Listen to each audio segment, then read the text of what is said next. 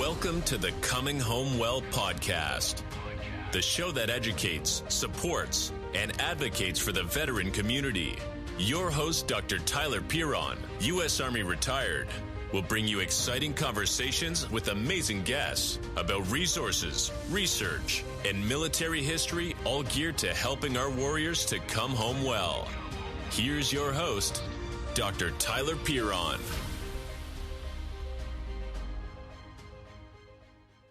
Welcome back to Coming Home Well. I'm your host, Dr. Tyler Piron, and today we're going to talk about getting well. And we talk a lot about all sorts of things, but one of the things that makes it really hard is when we don't get the help that we need.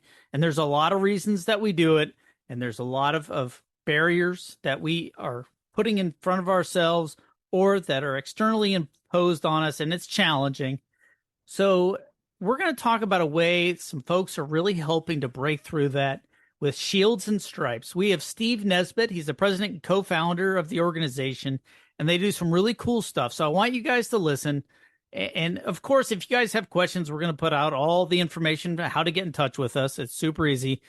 But I want to talk with Steve about this because he's got a great story. He's got a great organization. And welcome to the show, Steve. Thank you for having me. It's my pleasure. I'm happy that we were able to get this in. Yeah, we had a little scheduling conflicts, as we always do, parents and kids and all the things that go on. So, Steve, Shields and Stripes, let's just start out easy. What do you guys do? Yeah, so we are a 501c3 nonprofit. We service veterans and first responders, both active duty military members and veterans who have gotten out. Same with active police officers, firefighters, and the likes. And we service those who have had service-related trauma, so PTSD from service-related trauma, and we do that by bringing them into a pro-performance facility, typically that handles professional athletes. We fly them out to these particular locations. Right now we use Phoenix, Arizona, and Pensacola, Florida. They are there for 3 weeks in person, and they receive a strength conditioning program, a nutrition program with a registered dietitian. They're fed on site with some excellent meals based off of that nutrition program, some top-notch physical therapy, and then we also fly in occupational therapists and psychologists and social workers to do group and individual therapy, along with several other recovery modalities, whether that's yoga, massage. They'll get a massage once a week. They'll do different kind of ice bath and recovery techniques, use different tools that are available to them. And that's all in person. They'll be staying in a 5-star resort hotel, both in Phoenix and Pensacola. And then when they leave there after those first 3 weeks, they're going to do another 9 weeks at home with telehealth. So they use the same clinicians. They'll still keep up with their strength conditioning program. We'll just adapt to what they have at home. Same with the nutrition program. We'll adapt to what they have in the pantry. The registered dietitian will keep up with them, make sure that they're working at their diet, making sure they're eating right, eating healthy, and also including the family, because we know that the family is one of the most important pieces, or is the most important piece, especially in identifying that there's some sort of trauma that the service member probably doesn't realize that they have. Man, that sounds like a very robust and very, very holistic approach to a lot of the trauma that so many people are dealing with. How in the world did you guys get this started? Well, that's a long story, friend. So at my unit, so I spent 16 years in the Air Force as a pararescueman, and that's a special operations career field in the Air Force. And in that time period, I deployed 10 times. And all those 10 times were all combat deployments. And those locations, range from Afghanistan 5 times, Iraq, Yemen, East Africa, Lebanon, and Syria. And so fighting just about every terrorist organization on the planet over those years, I lost several teammates and several friends. And so buried a lot of them. And as I went from ups and downs and deployments and high ops tempo, my irritability and memory loss increased. And I started to really notice some heavy memory loss and distance from my family. I started to notice, I didn't enjoy doing my job anymore. I had some sleep disorders. I had recurring dreams that I didn't really consider nightmares. And at our unit, the 24th STS, or Special Tactics Squadron, we have a robust human performance staff, which has all of those modalities of treatment that I just discussed that we service. And in there is a psychologist, and the psychologist is putting on kind of an educational clinic of what PTSD is. And for me, I was like, man, what is that? What does that mean? And what does it look like? I'm going to go figure that out because I can't remember people I've known for 10 years. I don't remember, anything past the week before. Like when people start talking about their second grade teacher and school teachers, I don't remember a thing about that. How do you remember that stuff? So those are like, I started thinking to myself, like, what is it? And what do guys and girls come to you as a psychologist and talk to you about? Because maybe I need to do that. And so as I set up those meetings with her, we identified several symptoms that I had. And so I was anxiety, depression, sleep disorders, sleep apnea. I had irritability, disconnection from everybody, but pretty much all the classic symptoms that you would now see and read in the, whatever checklist that you might want to reference as from PTSD. And one of the big factors in me seeking them out was my wife had sat me down one day. And, one of the toughest things I'm sure she probably ever did, and said, hey, I don't want to make you upset. And, I really mean this from the bottom of my heart, and I love you, but your kids, or your two boys at the time, who were 7 and 9 at the time, they're scared of you, and they're frightened of you. You get upset really fast, and they're afraid that you're going to just yell at them and you're going to tell them no, and with everything that they ask. So that was a kick in the gut. And then that drove me to reaching out to that psychologist and discovering those symptoms, and then seeking that help out. And I know this is a really long way of explaining. No, this is great. Has to be done this way. And so as I worked on those symptoms, I started to enjoy my job again. I started to really enjoy what I was doing. We set up a climbing trip with a group of guys, rescue specialists. That's what we do as rescue specialists. We do rescue in all different environments, and we attach to specific teams. And this particular training trip was going to do work on mountain rescue, lead climbing, and rock climbing. And so there's 5 of us that went out there, and it was really just to get a morale boost, We were coming back from deployments, relearning each other as team members, and just having a great time in Boise, Idaho. And as we progressed through the trip, started to work on more advanced techniques, one of our guys set up a rappel at the end of a climbing day. As he rappelled down, got down safely, started cleaning things up. I'm doing a little bit of instruction. Second guy goes down the rappel. It's a 70-foot face, gets about halfway down, and the anchor with the rappel lines in, though it's in the rock. Well, the rock around that anchor fails. And so you can hear it shatter and break. Sounded like a shotgun behind me. And he falls about 20 to 30 feet, hitting the rocks below and impacting the ground. As I turned around to see what was happening, and I see the rope moving along the ground, I saw somebody else going with it. And that was one of our other team members. And, I'll never forget, as he's getting pulled towards the edge, he's tied into the anchor, and him resisting and trying not to go and going, whoa, whoa, whoa, whoa, and getting towards that end and whipping off. And so he fell the full 70 feet, impacting the ground, landing on his back and bouncing over to his face.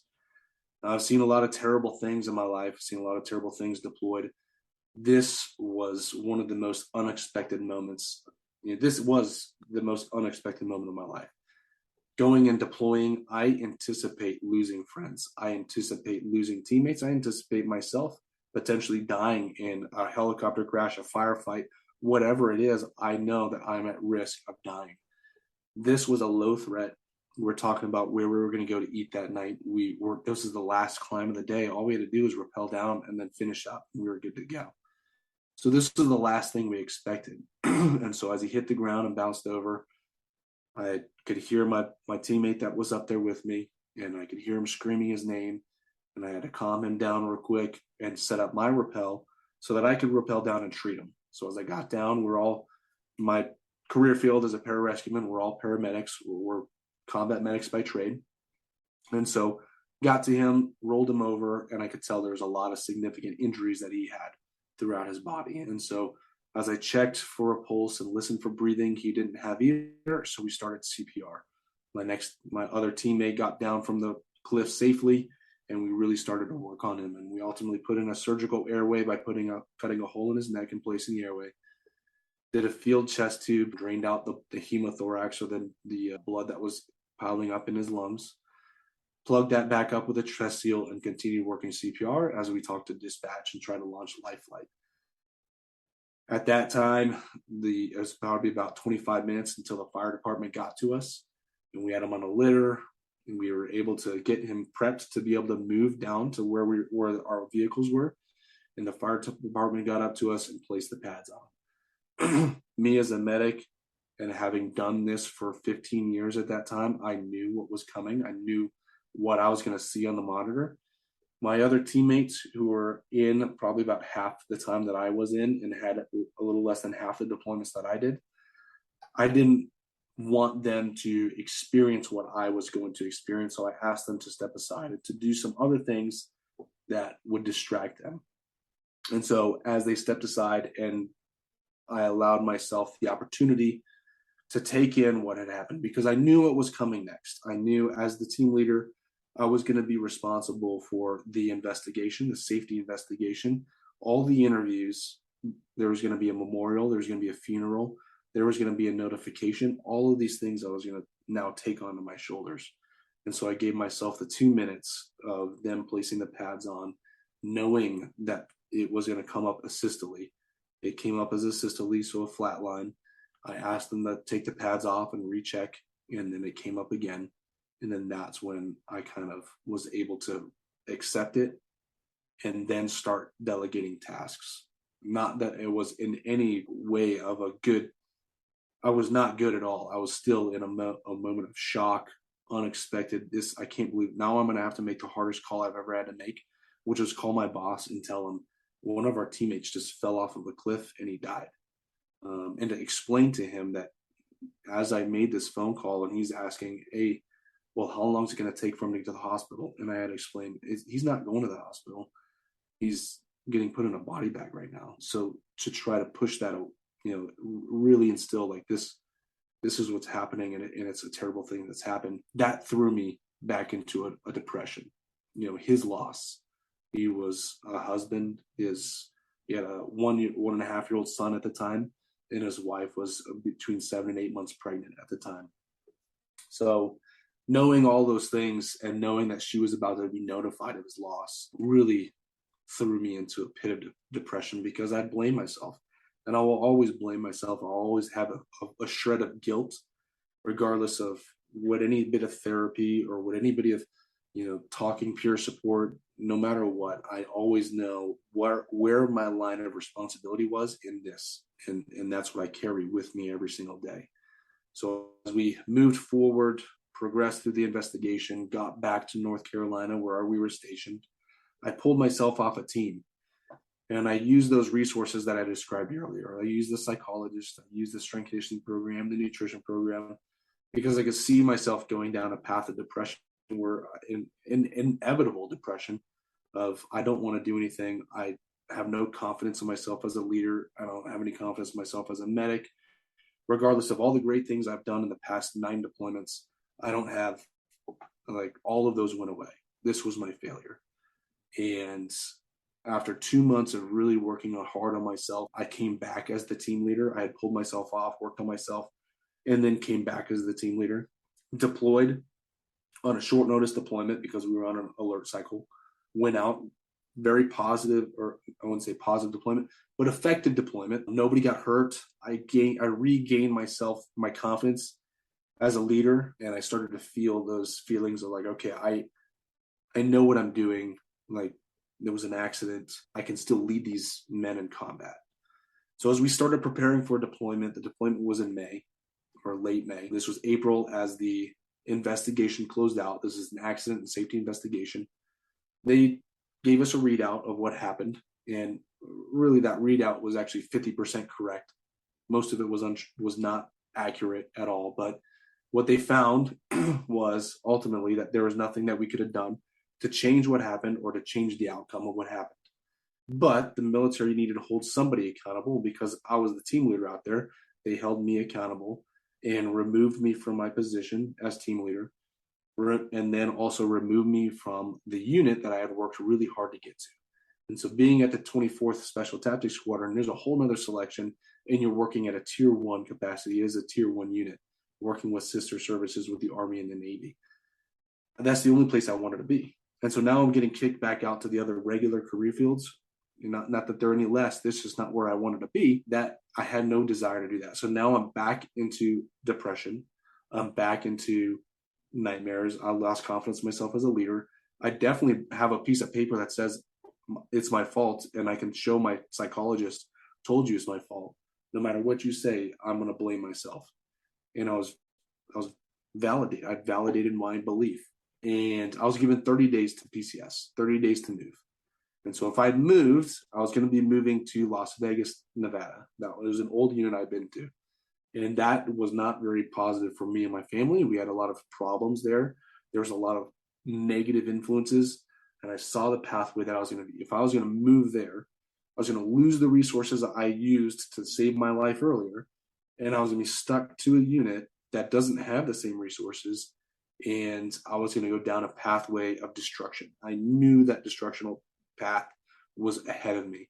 And so that's a lot of insight for somebody that's having these issues. So kudos to you, because a lot of folks yeah. don't recognize that until you're much further down that path. Right. Yeah. And I just knew at the stage of the game, I could see where I fit on the pole, on the totem pole of people who cared. And at the end of the day, the Air Force didn't care. These people reached down from high up, and they commanded that I be removed. They commanded I be fired. Not only was I fired, but so was my senior enlisted advisor and my commander, because they refused to fire me. And so they went down with the ship, and I respect them, and they deserve a tremendous amount of respect. No matter where they go, I always respect what they did for me and how they stuck with me, for through thick and thin. So I could see who my real friends are. And at the end of the day, the only people that were left was my family. The only people that stood through it all was my family. I could not push them into a pathway of destroying that as well. So I chose to medically retire with no plan, no idea. I didn't know what I was going to do next. I just knew I couldn't do that.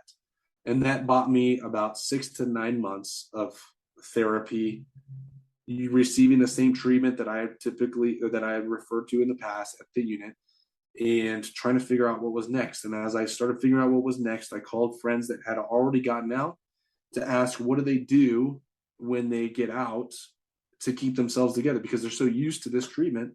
How do they keep themselves together? And one of my guys that are on my team, one of the also founding members of the nonprofit, listed all of the things that he did. And I was like, man, that is a full-time job just to keep yourself together. That ain't it. We got to do better. And the VA is notoriously not the greatest for our veterans. And so I wanted to do something different. And I said, I'm going to replicate what we had at the unit, and I'm going to do it outside for our veterans. And not only that, at this time, this was 2020 to 2021, COVID's really taken off. And law enforcement, regardless of what anybody's personal beliefs are, they are getting a bad rap. They are really having a hard time. You're seeing law enforcement suicides, you're seeing murders, you're seeing just a really terrible time for those that are in law enforcement and fire. My dad had spent 30 years in law enforcement, and after I started experiencing my symptoms of PTSD, I started recognizing I just like him. Him and I were just alike. He had PTSD and he didn't even know it because it wasn't a thing where he was. And so I wanted to replicate that for the law enforcement and firefighter community. So I got an internship with a company called Exos. They're a pro performance facility that handles professional athletes, that does all the physical portion, the physical rehab, nutrition, strength conditioning programs. And as I built a relationship with them, I started the 501c nonprofit and met Jennifer Byrne, Dr. Byrne, and asked her if she would join me in starting the nonprofit, because I know how to execute stuff, but I don't know anything about medicine. I don't know anything about like actual treatment and doctor related stuff, but she does, and she has the same passion. So I asked her to join me, and we started it in April of 2021. That is quite an amazing story. So you have all these resources available to you. You get your head right. This tragedy occurs. And you see yourself spiraling, and there's a lot of things that happen with that. And then you said, you know what? I really think that we should recreate these resources outside of government. And that is so quite amazing, because it sounds like you've done a significant work to make that happen. A lot of people have been getting help. How hard was that? It was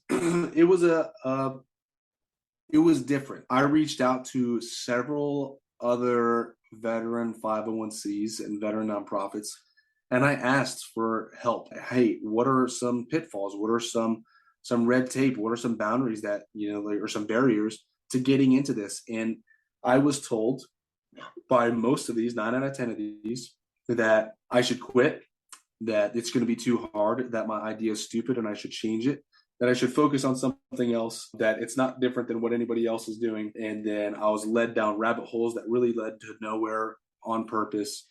And ultimately, as I started to really figure out that most of these people just actually really didn't want to help me, I just jumped into it. And actually only one organization, I say 9 out of 10, because I called 10, and one of them, Big Sky Bravery, Josh McCain, a huge shout out to him. He believed in me and he helped. And he was like, what do you need? And so it was challenging because I don't know anything about starting a business.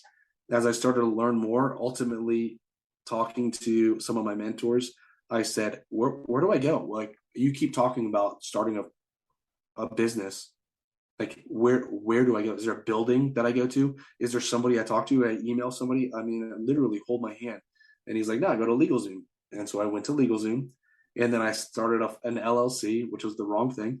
I had spent $800 on that, ended up dissolving that and eating the $800, and then starting a 501(c), filing an application for it, and then reaching out to a tax attorney and having them fill out the full federal application, which he responded with, hey, what are your bylaws? And then I said, what are bylaws? And he said, I'm feeling you on this. I've been there. I know this. Yeah. And then he said, oh, that's what governs your board. And I said, what's a board? And he said, oh, you got to have these positions. And I was like, I don't know. Where do I find them? He's like, oh, do you have friends? I said, I have a few. And I looked around at my closest friends and said, hey, will you start this with me? Will you be part of my board? Asked them to start it up. So we had a tentative board position that was filled in place of starting this. And so it was all filed, and then we started raising funds. And I had never gone to people and asked for money. I had never gone and said, hey, can you just give me some money? I need some help. So it was a very challenging position to be in, because now I'm asking people for money, not for anything in return, but just to give me money. Like, you have to just trust me that I'm going to do good with your money. And that is a challenge, to ask somebody to just give you money, and they're not getting any services in return. They're not getting any products in return. They're just giving it because they believe in who you are and what you're doing.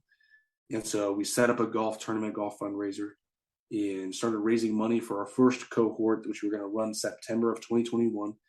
We had an idea, and people showed up, and we pitched it, and we needed to raise between $28,000 and $32,000, and we ended up raising close to about $60,000 to $70,000. And wow.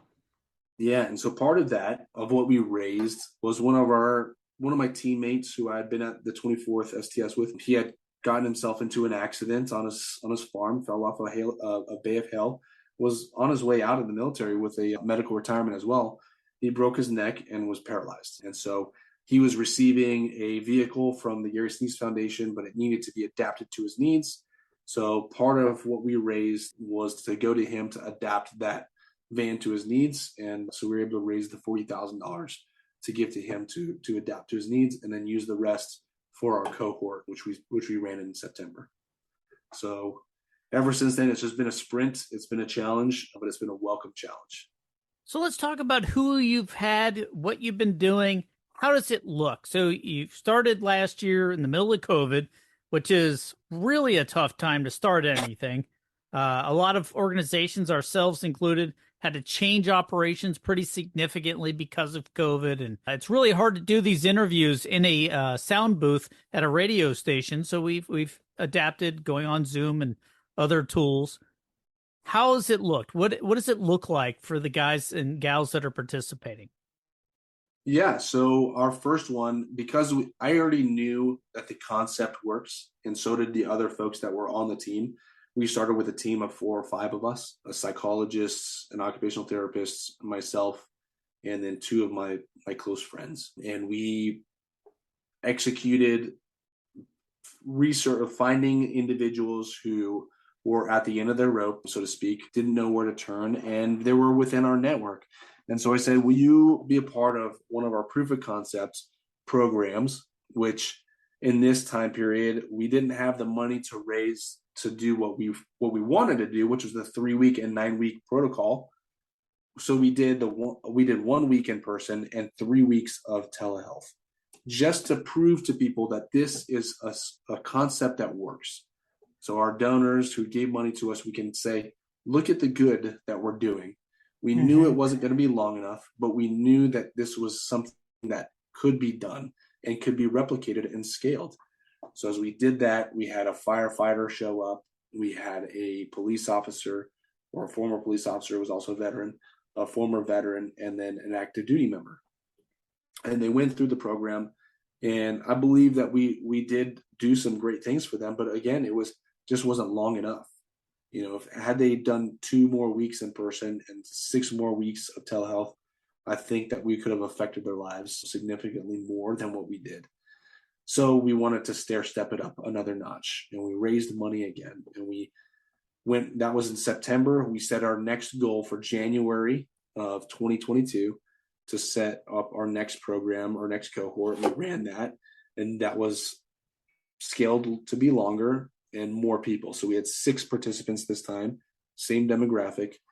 And that was 2 weeks in person and 6 weeks of telehealth.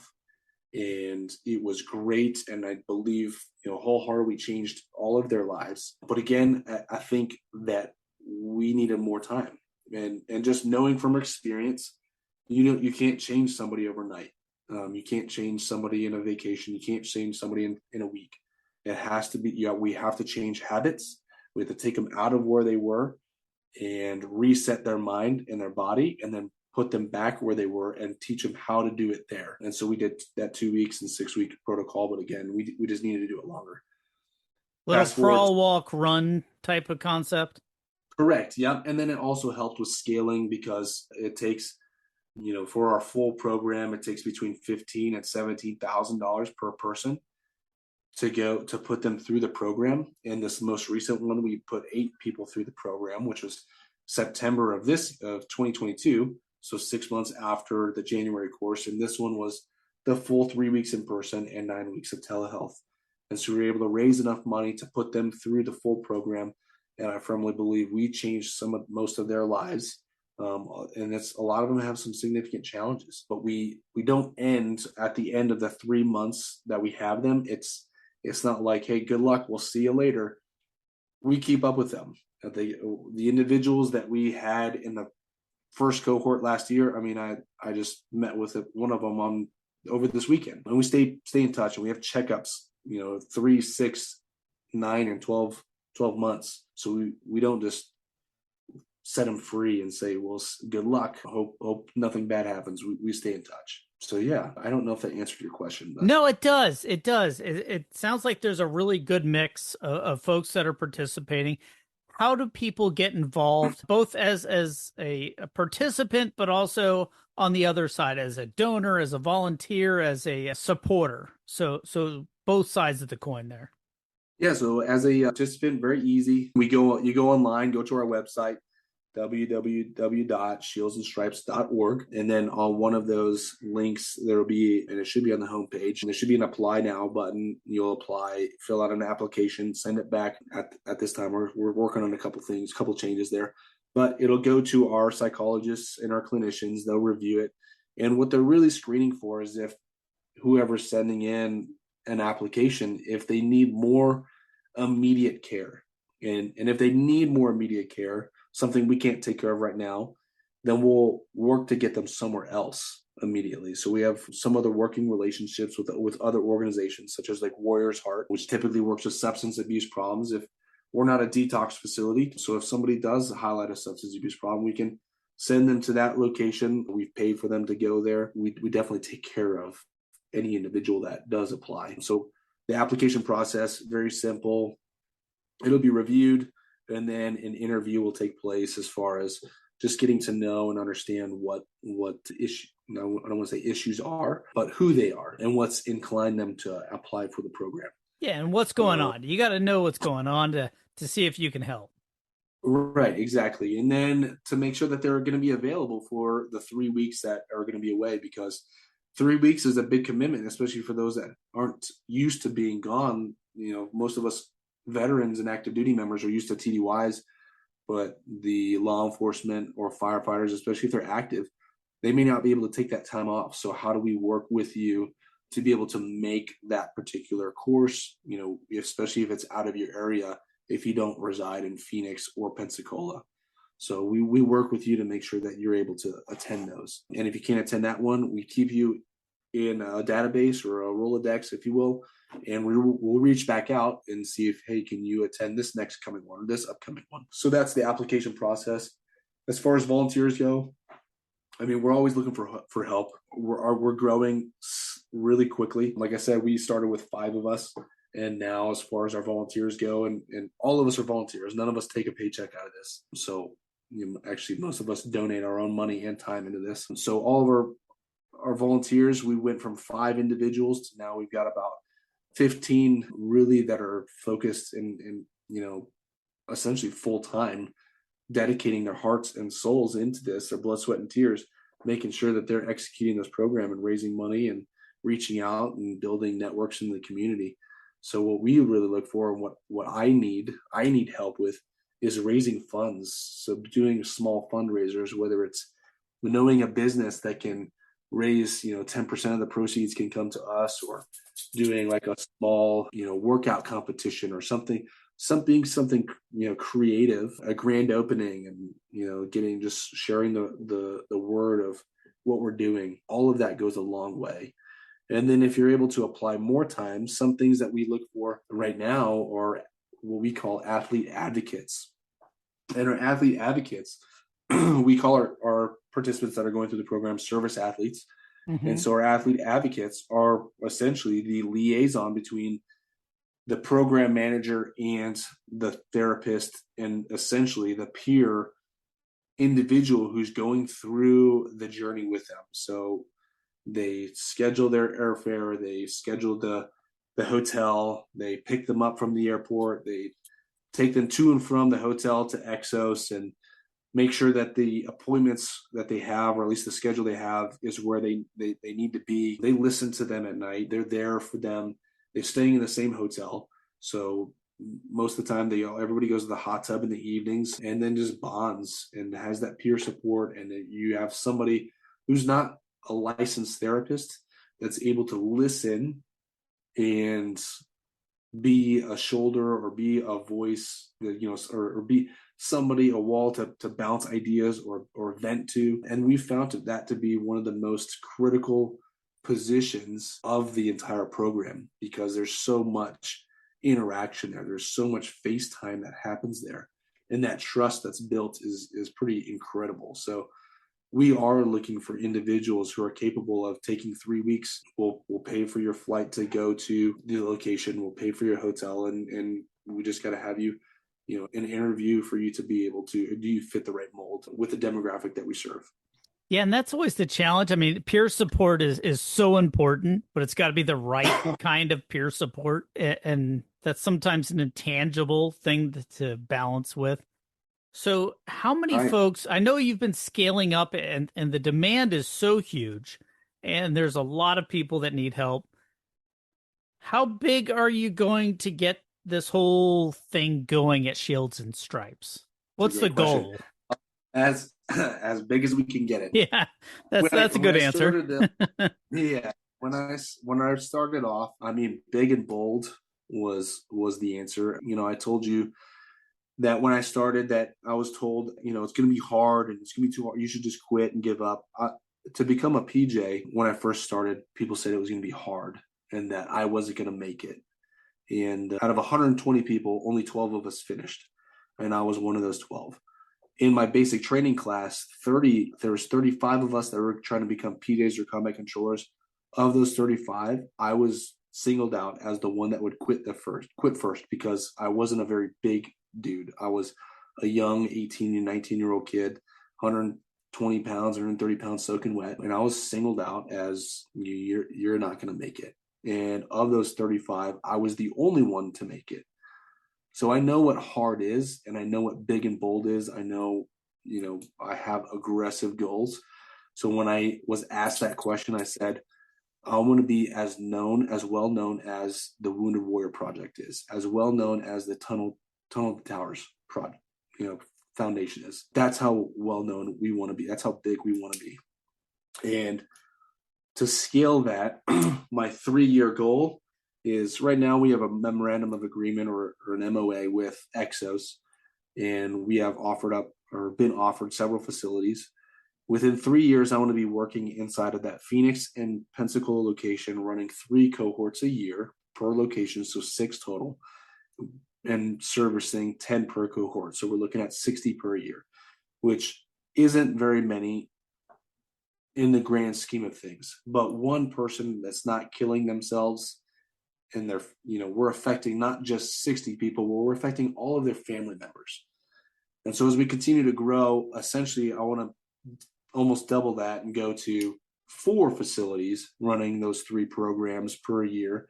And now we're looking at 12 times 10. It's going to be 120 a year. Mm-hmm.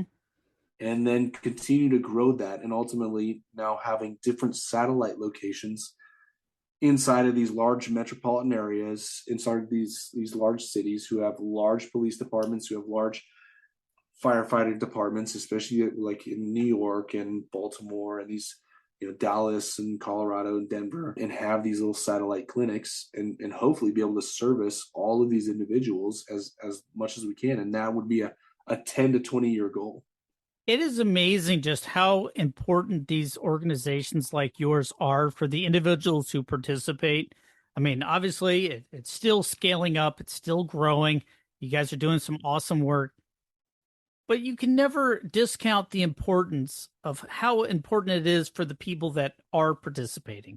So, yeah, it's not 10,000 people a year or something like that, but it wouldn't work well at that scale until you get there with doing it right with the smaller groups and sort of getting that approach done. So you guys are doing great work expanding. It's quite amazing to see. You guys are in Arizona and you're down in Florida, and you've got plans all over the place, and which is awesome. How can people most help if you're not a family member or if you're not a veteran that needs this service? What are the things you've talked about? Peer support. How do they go donate? How do they get with their company to go do something, a fundraiser, whatever? Well, there's 3 things. Number one, pray for, or thoughts and prayers for our veterans and our active duty members out there, and our police officers and firefighters, making sure that they come home safely to their families, and that when they do have some sort of trauma, that they seek the help that's required. And whether that's us, we know that we're not the only solution. There are a lot of great organizations and great folks out there, and we hope that they get the help that they need. Second would be, some sort of financial donation. They can go online onto our website. We do have donation buttons on there, ways to donate in that capacity.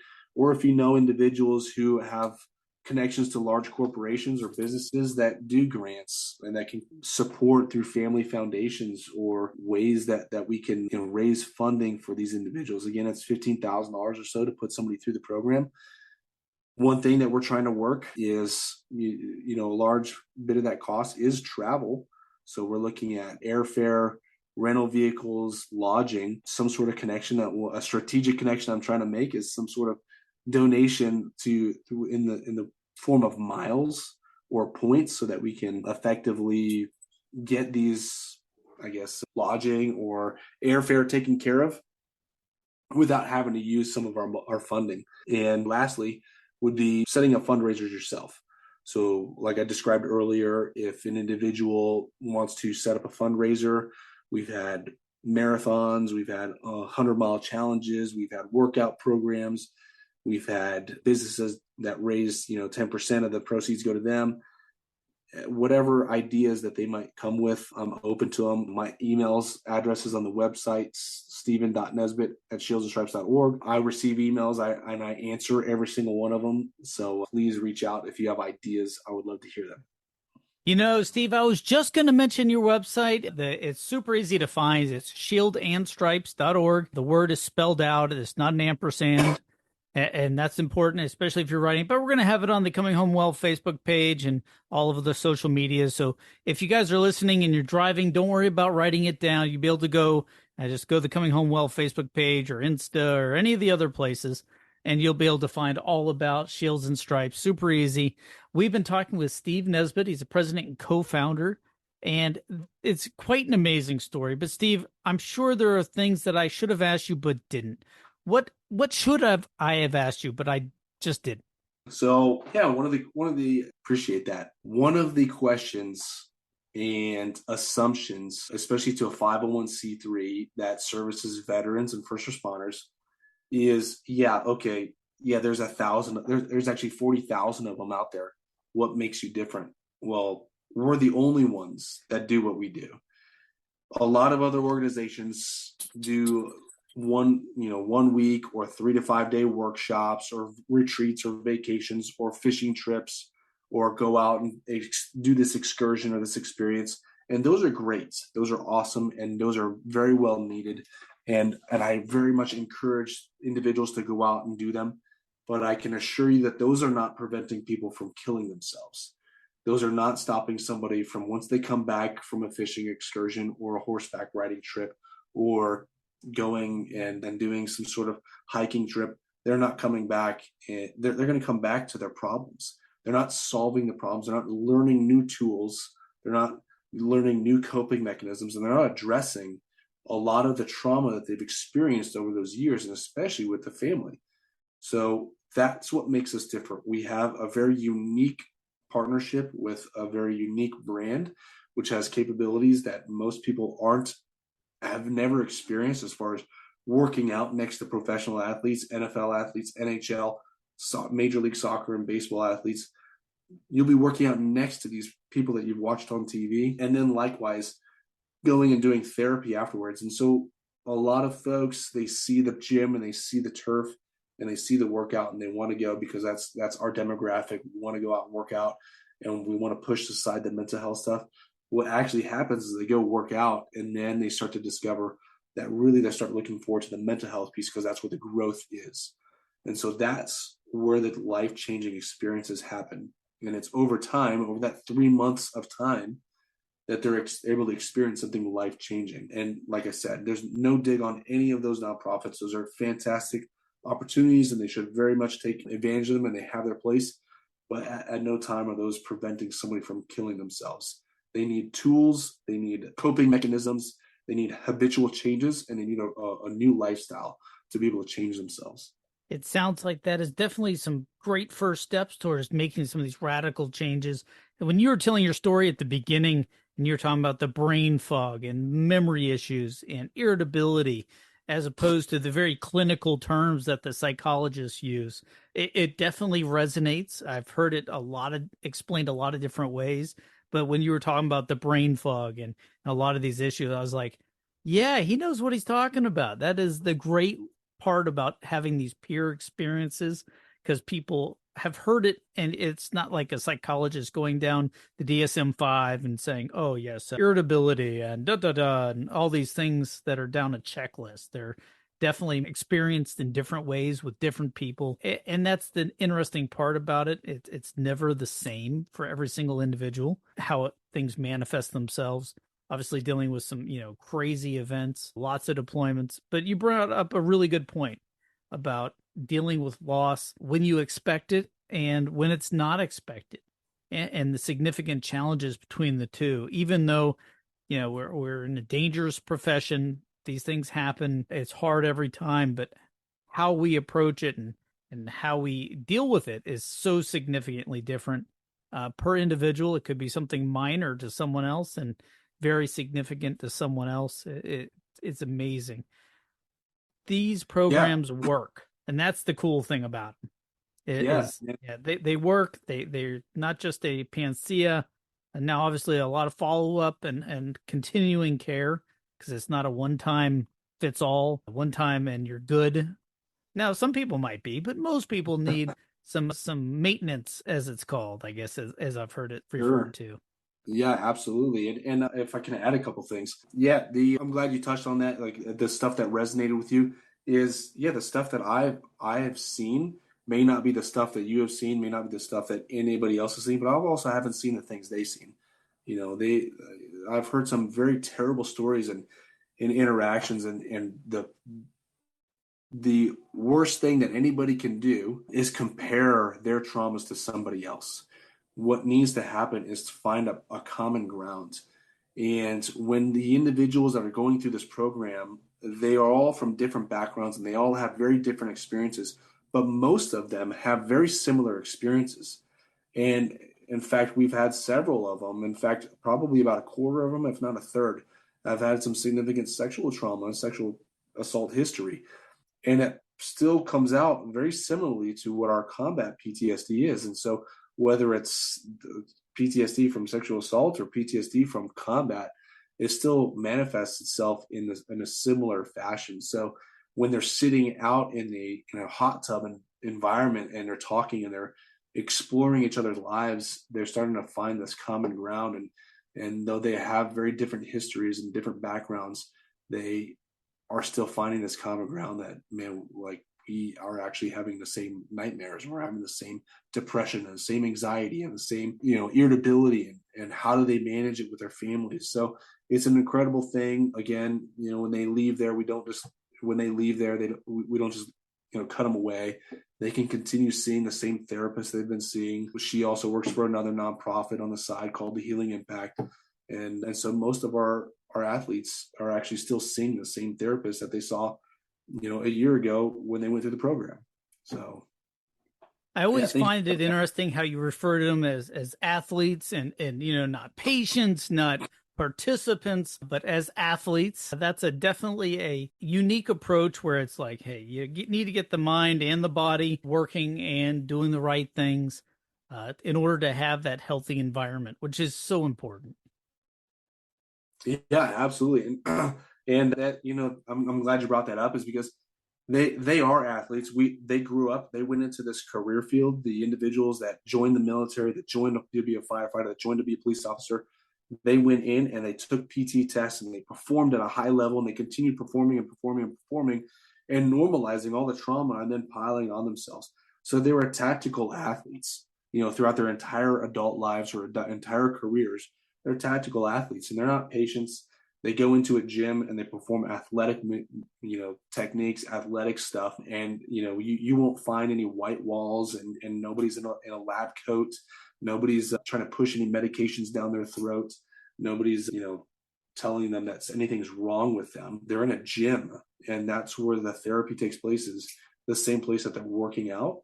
So I think that's another thing that just really stands out from what we are. There's not a bunch of couches and feel goods and you go walking around in a hospital where it's depressing. This is actually a performance environment where you feel motivated all the time. We've been talking with Steve Nisbet. He's the president and co-founder of Shields and Stripes. If you guys want to go find out more, or if you have questions or just want to see how you can help or participate, go to shieldsandstripes.org. Steve, thank you so much for coming on Coming Home Well and sharing what you're doing, sharing your story, and really how you're helping veterans to come home well. Yeah, thank you for having me. It was a pleasure. And if I can help you in any other future programs and podcasts, I'd love to help out. We have a huge staff of volunteers and therapists and clinicians that we can help out. So please let us know if there's anything more we can do for you. Thanks again for coming on Coming Home Well. Thanks for joining us this week on Coming Home Well with Dr. Tyler Piron. If you enjoyed this episode and you'd like to help support the podcast, please share it with others, post about it on social media, or leave a rating and a review. Follow us on Instagram at ComingHomeWell_BTS or on Twitter at ComingHomeWell. Thanks again. And until all are home and all are well, this is Coming Home Well.